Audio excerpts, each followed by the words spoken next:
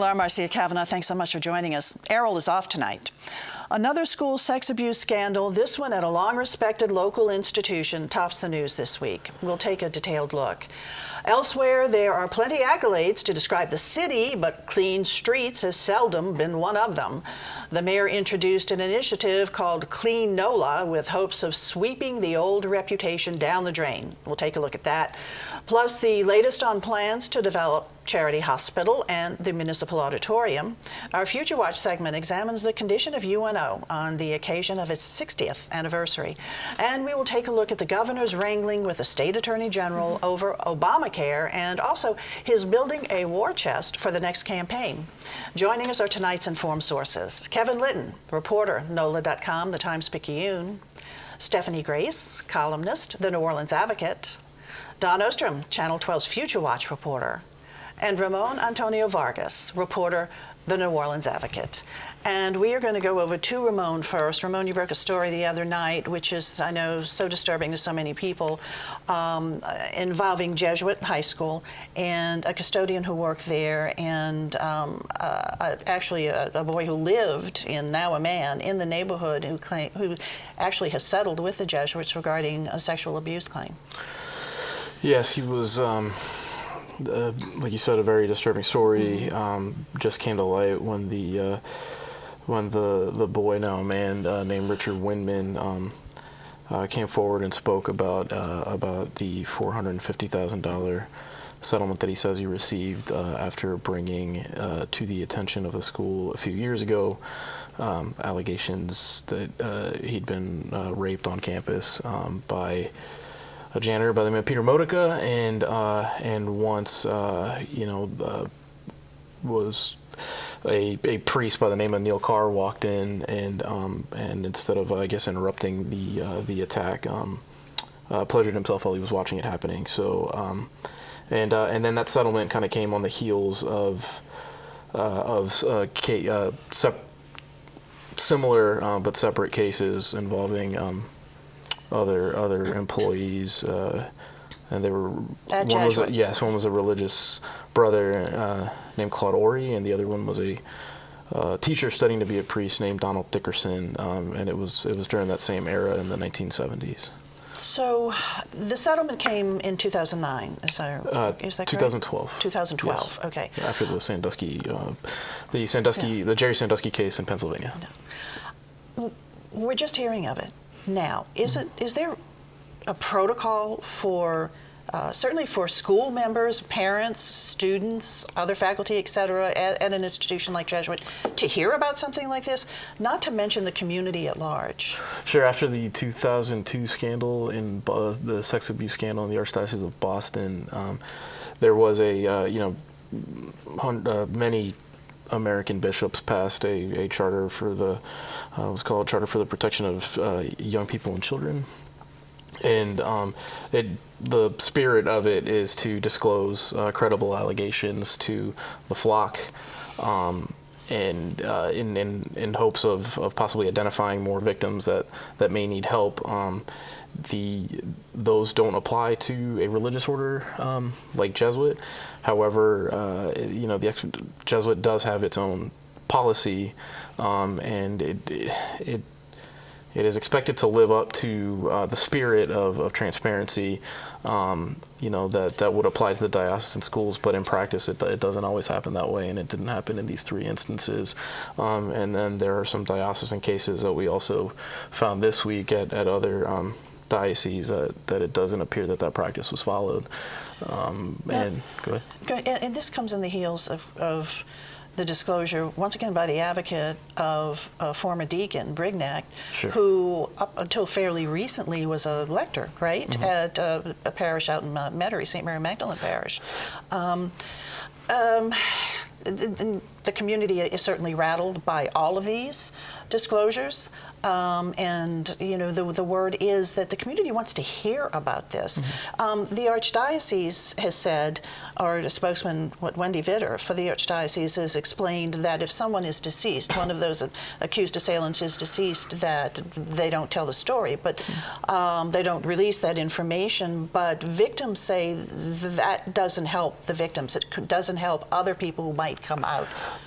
Sure. I mean, and especially advocacy groups that kind of lobby on behalf of victims and represent victims. You know, I guess the assumption is, okay, if one person accused, and I'm just you know, pre-sex, that's okay. Well, that person is dead, so he's no longer an active threat. But I mean, that ignores and we see this time and time again that it's not just. It's more likely. It's most likely not just that one person. There may be in terms of victims. In terms of victims, yeah. And there's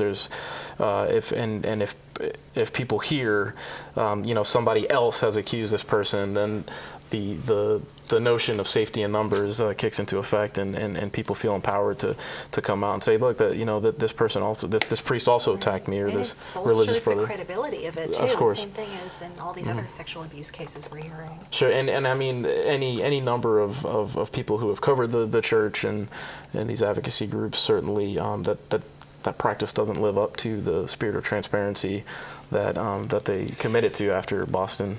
And some of these other faculty members you mentioned had incidents when they were transferred to other locations. It sounds like they had complaints against them. So certainly these things do tend to be a pattern. Yeah. So two things that I want to ask you. One, Jesuit, what are they saying now? I mean, we were able to listen to a recording of a staff meeting that the president, Father Christopher Frank had, and he also sent a letter communicating as much to alumni and parents, which of course I received as an alum, and essentially it's a different, what sticks in my mind out of that was Jesuit High of the 1970s and 80s is not the Jesuit High of today, and then listed the background checks that teachers need to undergo to and staff to be hired.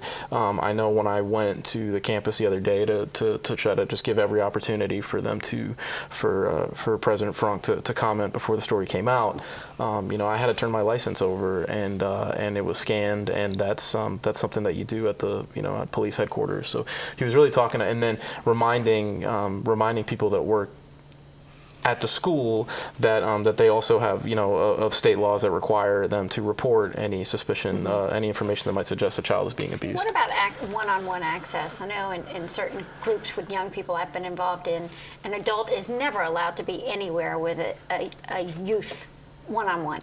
It's always a rule of three. Do you know if the schools and the churches have adapted a kind of rule like that?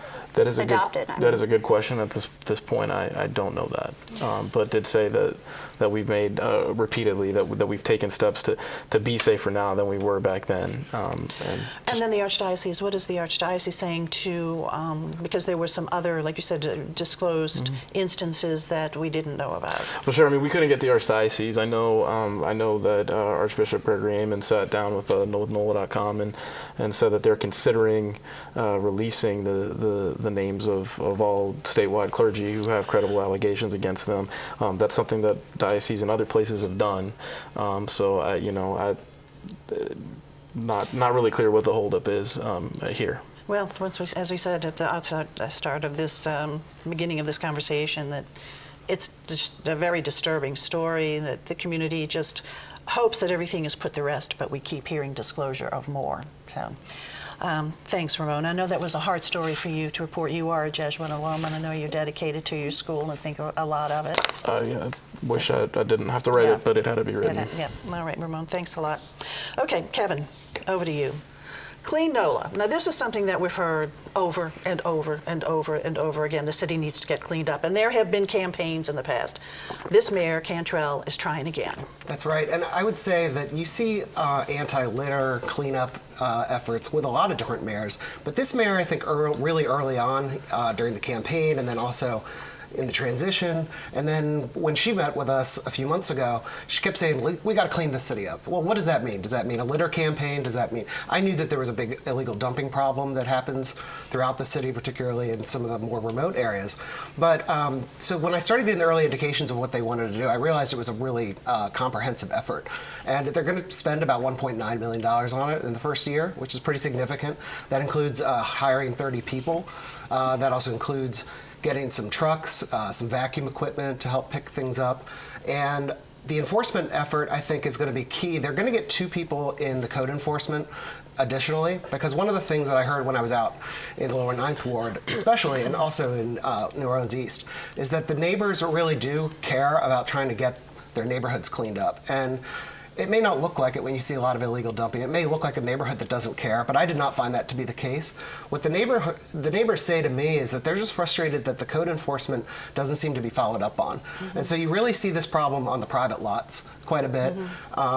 In my story on the illegal dumping, I reported on a major cleanup of like 125 lots, and just the sheer amount of tonnage of glass, tires, I mean, it's really unbelievable how much this happens. But what I also found was in the lower Ninth Ward, where you have a lot of Nora-owned lots, their lots are getting dumped on too, and those are lots that are even mowed regularly. So Nora's going to try to get in on this by installing bollards, make it less attractive. And then there's also going to be some cameras used for enforcement that they haven't really talked a lot about. I think they're trying to keep that under wraps. But I think the enforcement's going to be key. The tire shops are a big deal in this. A lot of the dumping that I saw is tires that are illegally dumped. And what about just the, trying to get people just to change their habits of littering? Yeah, I think that's an Opening their important car piece. doors at a Right. stoplight. Yeah, absolutely. And I mean, how far does that go? Do you want to shame people when you see people? Are we supposed to call them out on it? I mean, the mayor seems to be going that direction, and I think we used to have you can still see it on state vehicles, but this is before my time. They all had bumper stickers that said like "Don't trash Louisiana." So I'd be interested to see if they're going to go with that public relations. I do think they didn't go through it, but I understand that they've been working with RTA on maybe trying to do some campaigning through the bus stops advertisements, so you may see some of that. And they're going to be targeting certain corridors too in terms of litter pickup and trash pickup. Litter pickup, but also, I think a lot of these corridors were strategically chosen because they knew they had a lot of tire shops on them. And the tire shops have manifests where they're supposed to account for the tires that they're disposing. If they're not doing that, then they're probably getting dumped somewhere. So I think you're going to start seeing a lot of these tire shops have to get into compliance. Okay. All right, Kevin, thanks a lot. Over to Stephanie. Our state attorney general has joined Louisiana in a lawsuit with other states and federal court challenging Obamacare. Yes, Jeff Landry, the Republican Attorney General, did this on his own without consulting the Democratic governor, John Bel Edwards, setting off yet another war of words between the two of them, and an interesting one in this case, I think, because it's about this, it's part of a national story here. Obamacare was passed, obviously, under President Obama. There was a lot of blowback. They remember the town hall meetings and the Tea Party growing and all of that. And it really, Democrats were on defensive about it for a long time. And that really does seem like it shifted since President Trump and the Republican Congress came very close to overturning it. And, people who've gotten used to, one provision in particular is very, very popular. A lot of them are popular, but pre-existing condition coverage. We've all heard about this. And that is basically, if you have, we're not talking about employer insurance, we're talking about individual policies. If you have a pre-existing condition, you had something in your background, the insurance company has to take you as a customer and it has to charge you a reasonable amount. It can't charge you extra. What was supposed to cover a lot of the cost of this was the mandate, a very unpopular provision. Basically, everybody was required to have insurance or else you might have a tax penalty. Now, in the big tax bill the Republicans just passed, they got rid of that tax penalty. And then the Republican Attorney General from Texas filed a lawsuit basically saying, because that doesn't exist, the whole thing is invalidated. That's what Jeff Landry has signed on to, and I think 18 other states, governors in some cases, Republicans. John Bel Edwards came out swinging on that, and I think he's really got the public sentiment on his behalf. I mean, this is something, the estimate is there are about 850,000 people in Louisiana who, it's me, it's probably many of us, certainly people we're related to. This is something that has been, kind of such a comfort to a lot of people. And, what Landry is saying with the backing of House Speaker Taylor Barra is, the legislature will just pass something. That's because if they win this lawsuit, then pre-existing conditions goes out the window. It does. And also expanded Medicaid. No. That is different. That stays, okay. Yes. So it's just the pre-existing conditions. It's the other parts of it. But it's a big, again, it is, if you, poll after poll shows this is immensely popular. And what's interesting is, as you see these campaigns around the country in places that are more competitive than Louisiana, this is an issue that, Democrats on the defensive all this time, they're on the offense now. They're saying, these Republicans want to take away your pre-existing condition coverage. I mean, they think it's a good issue for them, and I think they're right. There's an ad in West Virginia. There's a very competitive Senate race. The incumbent is a Democrat, Joe Manchin. He's running against that state's attorney general who signed on to the lawsuit. Joe Manchin has an ad where he basically is, firing his shotgun, firing a bullet right into the heart of this lawsuit, saying, I'm not going to let them take your health care coverage away. Okay, so Jeff Landry says that he doesn't have a plan if this he happens, says it's not but his it's up to the responsibility. legislature. He's just a referee. He's looking at the law. I mean, this is a guy who picks very ideological fights, and this is one of them. Okay. And he's saying, don't worry. I don't So- understand, as a politics reporter, maybe I'm missing something. What's the end game here for him? Is this a base that he's talking to? I think there is this idea that this is a winning issue. I don't know that everyone is really caught up to how much the politics of this have changed. I think they're about to. Okay, we'll be taking a look at it. Thanks a lot, Yes. Steph. Over to Dawn right now. University of New Orleans, of which I am proudly an alum, 60th anniversary this year. So how's the school doing? The school is on an uptick and hoping to continue to climb. It had seen some decline both because of Hurricane Katrina and losing what was the pretty much expected student population, and also because in the fall of 2012 the state changed the requirements to get in and made them much more stringent, made it harder for the typical people who did apply to UNO. Now there have been some changes. Enrollment is up. It's increased for the first time. Total enrollment increased for the first time in 9 years. There are more freshmen on campus than there have been in a decade, 1,000 freshmen. Those freshmen include more diversity, have a higher GPA than they used to have, more Louisiana students, also more out-of-state students. And the first-year retention rate from last year to this year rose by 9 percentage points, too. So they're figuring out a way to get students on campus and then also to keep them there.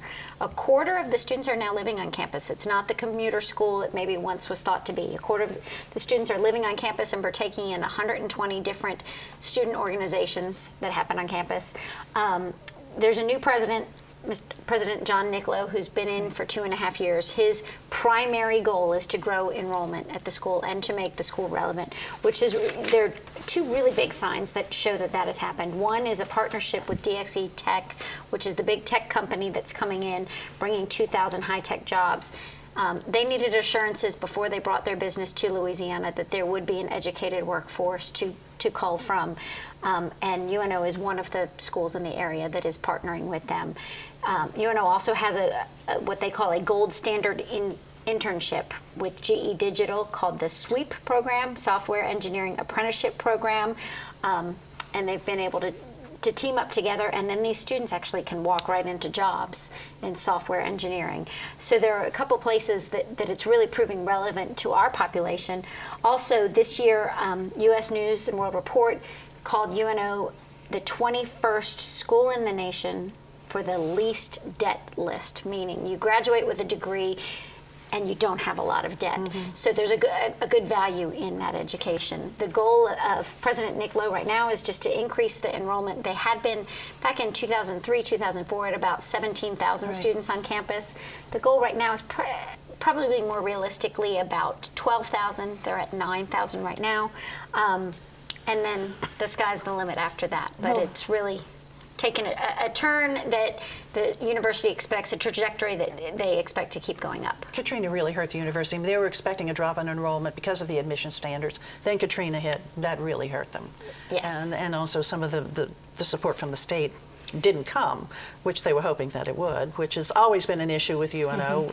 Back then, LSUNO, not enough money to support it from the state. But now, of course, it's part of the University of Louisiana system. Okay. Right. Well, happy birthday, UNO, and thank you for everything it's given to so many of us here. Well, there's in a this large region. alumni population, and they are reaching out to you folks and saying, help us get the word out. So you're doing it. It literally afforded the opportunity of a college education to so many of us here in the New Orleans area. Thanks a lot, Dawn. Okay, Kevin, back over to you. Charity Hospital, there are some plans before it, and then the mayor floated out there an idea for a municipal auditorium, maybe. Yes, and my goodness, these buildings continue to make me just amazed at the emotional response and the attachment to both of these buildings. I mean, Municipal Auditorium for its role in hosting Mardi Gras balls and high school graduations, Charity Hospital, so many people born there, got their health care there, you know, cradle to grave coverage. I think the Charity one is the most significant, given its location right in the middle of the CBD. I mean, this is 1 million square feet that has stood vacant since Katrina. It's dragged down the neighborhood. It's hard to argue that anything in that neighborhood has really moved in the direction that it needed to go without this being redeveloped. And we have two proposals on the table. They range from about $240 million to about $400 million. So that's a lot of money, and that is a lot of work to do in 1 million square feet. I thought what was really interesting about these proposals is that you know, they had a little bit of a starting point that the ULI gave them in a study that was done about 1.5 years ago that really put a strong emphasis on this needs to be institutional space, and making the point that that City Hall and the Civil Court would be prime contenders, and one of those responses came back without that in it. So it looks to me like HRI, which is locally based here, really is in the running for that project, given that they put that in a significant part of their project. Now, the mayor has kind of thrown cold water on that with her comments about Municipal Auditorium possibly becoming City Hall. So I think that part of it's really unsure, but I think both of the proposals merely make it clear that they think they could do a significant amount of housing. If City Hall wasn't in there, they could do up to 500 apartments. The other piece of HRI's proposal that I thought was really interesting is that they are looking across the street and they're looking at doing further development. So they would do like a 4-block kind of district that would be part of that Charity redevelopment, very much focused on retail, some apartments in it. I thought that was just really interesting because you could see how much HRI was kind of thinking forward on that district. And the other proposal, the other group? The other proposal is called Two-Lane Partners, and it's two different partners that are also working on the project that would be the Convention Center Hotel. So they've really got their, the Convention Center Hotel was going to bid on it. They dropped out because of the death of a partner. So the other partners, one is locally based, one is not, and they're looking at more of like an, I guess you would call it like an innovation sort of hub where they would encourage research and encourage interaction with possible Tulane office tenants. Tulane would be probably a tenant in both of those proposals. So it would be integrated into either proposal, to both of them. Tulane University would. Tulane is in both of them. Housing is in both of them.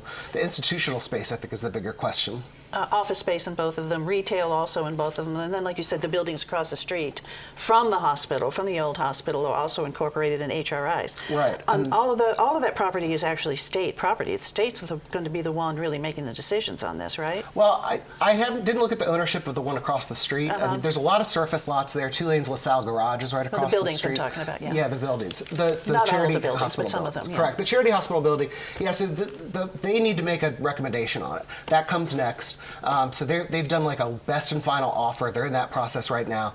This committee will vote on it. Then that'll go to the Board of Supervisors. I think it'll probably be on the November agenda because we're a little bit past for the October. So you touched on the municipal auditorium idea that Mayor Cantrell floated out for City Hall.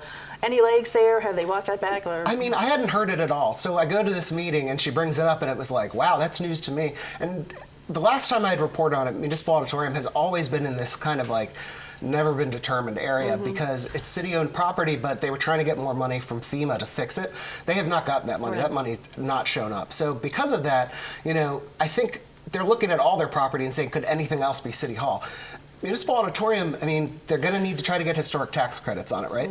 The question for me is, how could you change the fundamental structure of that building, which was built for events, and turn that into an office building? Build a whole lot of internal wall structure. Yeah, the hoops you would need to go through to get the historic tax credit on that. And there's concern out there among incredible. different segments of the community. I understand the music community also is a little bit concerned. They'd like to see more of a performance venue. So, well, we'll see And what she happens actually with that. mentioned the possibility of building, I was at that speech too, of building up at some point. I mean, Yeah, it was a and little all over the place. I gotta say, I think that might have been the big one that they're thinking about because there's enough land around there that if you utilize the municipal auditorium in some way, then maybe you could build around it and it could be. And that way you get the historic tax credit. But basically, the mayor is saying the present City Hall, no, we have to move. The present City Hall is just really And there's a task met its force day. looking at this. looking at Right. that. Okay, let me quickly now Yes. go over to you, Stephanie. And we're talking about the governor's war chest. Let's show that we only have like a couple of minutes to Okay. talk about that. The governor, of course, is up for re-election in 2019, about a little more than a year from now. We don't know who's running against him yet. There's a lot of chatter about maybe U.S. Senator John Kennedy, maybe Attorney General Jeff Landry, who has been picking all these fights with him, a couple others, Ralph Abraham, a congressman from North Louisiana, Sharon Hewitt, a state senator from Slidell. Really, everybody's waiting on Kennedy. Jeff Landry came out and said, look, we should have one person, and the Republicans should unite against the governor, whoever it is, almost kind of a challenge to John Kennedy, like, are you going to do it or are you not going to do it? John Kennedy said, I'm going to decide on my own. So a little break, they're generally allies, so that's kind of interesting. Meanwhile, John Bel Edwards isn't waiting. He's raising tons of money.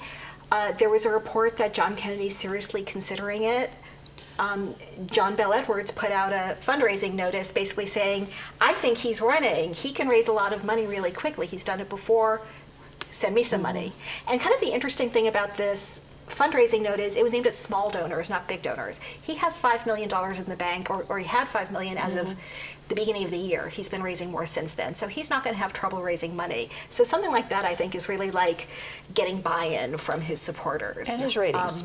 I'm sorry? His poll numbers. What are His poll numbers have been good. I mean, again, for a Democrat in a Republican state who's raised taxes, he's generally been above 50%. There's one that's a little below, but it's still way ahead of his disapproval rating. He's pretty strong given that it is generally a Republican state. And now that he's not in such a budget fight, he's really going to focus on issues like teacher pay raise. The big issue, I think, is going to be teacher pay raise. And now that there's a little bit of a surplus and there's some money coming in probably with internet taxes, it looks like there's support for that. So that's going to be a good issue for him, and that goes right to his supporters. He's always had teachers from the beginning. Okay, Steph, thanks a lot. It is now time to look ahead. Kevin, to you first. Yeah, on Monday, this is still on the charity subject, they're going to announce the strategic plan for the Innovation District, which covers a huge spans around the hospital. So look for that. And I think one of the interesting things here is going to be what's the mayor's involvement, what's the mayor's support. This is going to require a lot of buy-in from the city. I'm hearing good things, but we'll see on Monday. Spirit of Charity District, Spirit right? of Charity District. Okay, Steph. Right. We have a new U.S. Attorney. Peter Strasser has been sworn in. He replaces Ken Polite, who left over a year ago. We've had interim all this time, so welcome, and we'll be watching. Good luck to him. Don. There's no shortage of activities this weekend. One of them is the Fried Chicken Festival in Waldenburg Park. It's finally not going to be a heat index above 100. Hallelujah. It'll be close. So, but lots of opportunity to get out and play this weekend. Okay, Don, thanks. Ramon. I know it's football season, but if you're a sports fan, make time next month, October 27th. Regis Prograis, locally raised boxer, will be fighting a British fighter named Terry Flanagan in the quarterfinals of a tournament for the Muhammad Ali Trophy, which is becoming one of the more coveted prizes in boxing, and that will be at UNO's Lakefront Arena, speaking of Wonderful. UNO. Okay, in October?